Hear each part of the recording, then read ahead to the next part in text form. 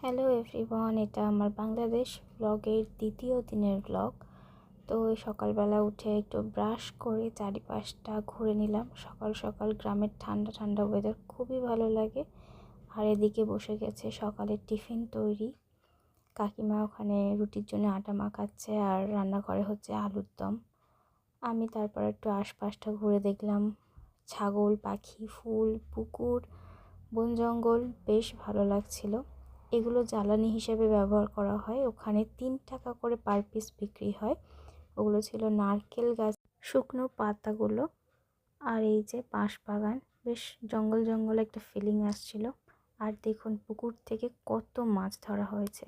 আর এগুলো হচ্ছে গাছ থেকে পাড়া আম, যেগুলো বাজারে বিক্রি করতে নিয়ে যাওয়া হচ্ছে। আমার মা কয়েকটা আম কাটতেও বসে পড়েছে। এটা হলো চুই ঝাল। বাংলাদেশের একটা বিখ্যাত জিনিস হচ্ছে চুই ঝাল, যেটা রান্নাতে দেওয়াই হবে। এর স্বাদ আর গন্ধ খুবই সুন্দর, মানে স্বাদটা হচ্ছে ঝাল একটু বটে। দোকানে আসতেছি, যাও আমরাও আসতেছি। বাংলাদেশের মুদিখানার দোকান আর হচ্ছে একটু ভয়েসও রেখে দিলাম যে সেখানকার মানুষ কেমন বাংলা কথা বলে।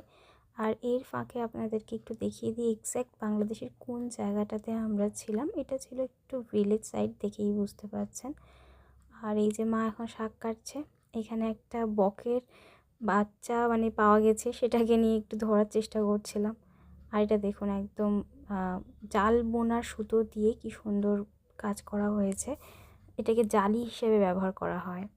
টক দইটা কেমন লাগলো খেয়ে বলো। এখানকার টক দইটা আমাদের ইন্ডিয়া টক দইয়ের মিষ্টি দইয়ের থেকেও মিষ্টি। এই যে এখানে এখন মিষ্টি দই, সরি টক দইটা বের করা হচ্ছে, যেটা একদম মিষ্টি দইয়ের মতো আমাদের এখানকার। আর এগুলো হচ্ছে বাংলাদেশের ওখান থেকে কেনা মিষ্টি। আবারও আম পাড়তে চলে এসেছি সবাই মিলে। এই যে এখন টক দইয়ের সাথে দেওয়া হচ্ছে আমের পাল্প। এটা আম মানে হয়ে গেল হচ্ছে আম দই। আর এদিকে মাখানো হয়েছে, আম মাখা করা হয়েছে কাসুন্দি দিয়ে, লেবু পাতা দিয়ে।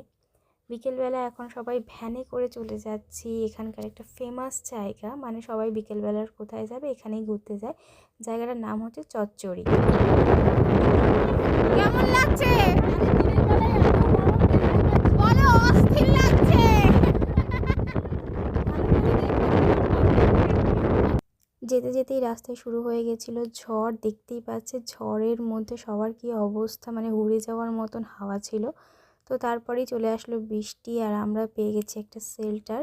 সেখান থেকে অর্ডার দিলাম কফি। এই হলো আমাদের বাংলাদেশের দ্বিতীয় দিন।